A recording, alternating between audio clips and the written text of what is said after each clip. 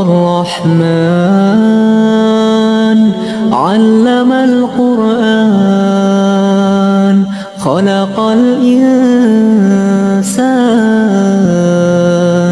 علمه البيان الشمس والقمر بحسبان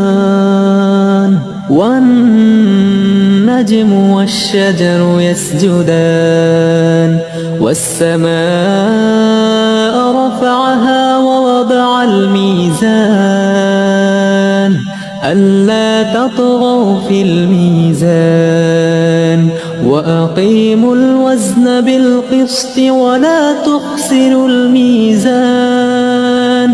والأرض وضعها للأنام فيها فاكهة والنخل ذات الأكمام